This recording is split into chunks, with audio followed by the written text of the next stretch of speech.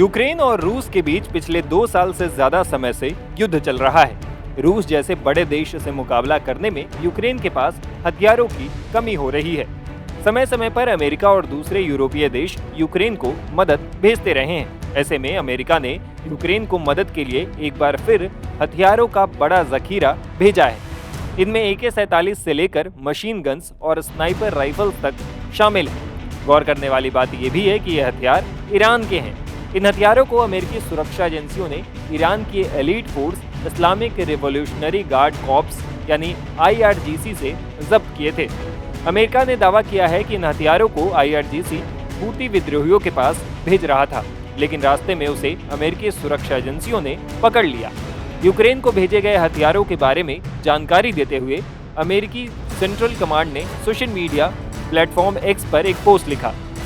AK-47 की खेप की फोटो को शेयर करते हुए US सेंट्रल कमांड ने लिखा, 4 अप्रैल 2024 को US गवर्नमेंट ने यूक्रेनी आर्म्ड फोर्सेस को 5000 से ज्यादा AK-47 machine guns, sniper rifles, RPG-7 और 7.62 mm की 5 लाख राउंड से ज्यादा गोलियां भेजी है।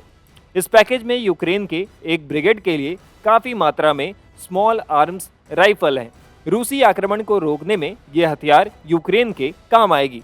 इस जंगी सामान को ईरान के इस्लामिक रिवॉल्यूशनरी गार्ड कॉर्प्स यानी IRGC से जब्त किया गया था। अमेरिकी सरकार को डिपार्टमेंट ऑफ जस्टिस से यह हथियार 1 दिसंबर 2023 को मिला था। वास्तव में इन हथियारों को US सेंट्रल कमांड और नेवल फोर्सेस ने मिलकर जब्त किया था। 22 मई 2021 से 15 फरवरी 2023 के बीच 4 अलग अलग बिना किसी देश के झंडे वाले जहाजों में ये हथियार मिले थे। इन हथियारों को IRGC की मदद से यमन में हूतियों को पहुंचाया जा रहा था, जो संयुक्त राष्ट्र सुरक्षा परिषद के संकल्प 2216 का उल्लंघन है। बता दें कि रूस ने फरवरी 2022 में यूक्रेन पर हमला कर दिया था।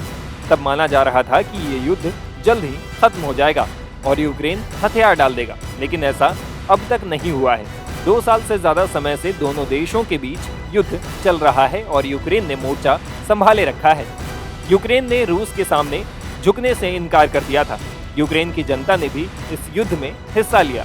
सामूहिक तौर पर लड़ने का नतीजा ये हुआ कि छोटा सा देश यूक्रेन अब तक रूस जैसे बड़े देश के सामने युद्ध में टिका हुआ है।